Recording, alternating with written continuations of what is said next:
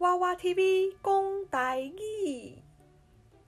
各位观众朋友大家好，我是 Lisa。你敢有去过邮局会去遐创啥？无毋对，咱这集就是要来介绍甲邮局有关的语词。邮局主要业务有两种，一种是金融业务，另外一种是邮物业务。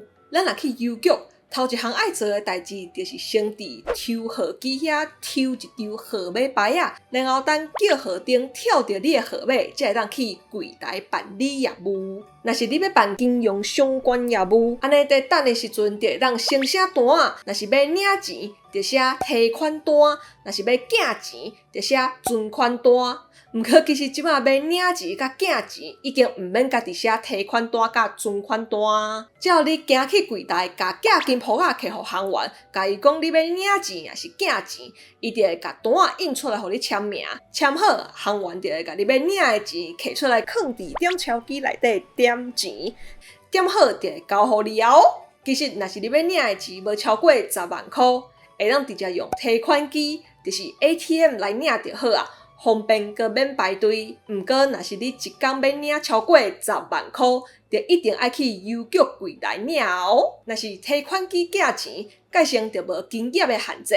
毋过因为提款机一摆敢若会当放150张尔，所以若要寄足侪，就需要分批进行。毋过爱注意的是，若一捆仔寄收济入去，系统可能就会甲你点名做记号，邮局内底的人可能就会走出来甲你关怀一下。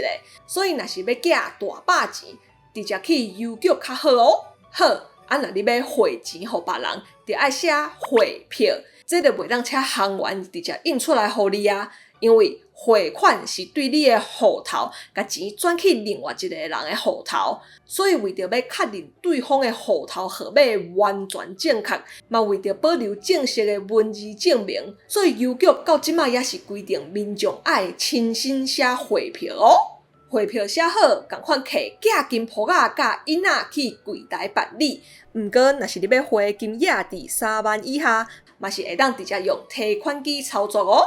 好，若是你去邮局的目的是要办邮物相关的业务，安尼就听候叫号灯跳你的号码的时阵，去柜台甲你要寄的物件交互行员。若要寄的物件是包裹，安尼行员就会先摕去过磅，然后照重量甲要寄去的地址来甲你收费，最后会伫包裹顶悬放邮戳印仔，安尼就表示邮局已经收件啊。若你要寄的物件是批，安尼会当直接放入去批笼了后，搭邮票等入去批筒内底。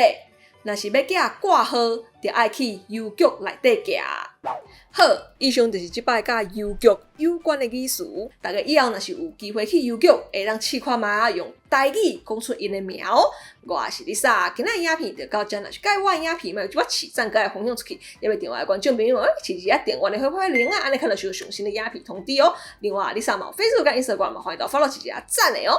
好，后一个节目再会。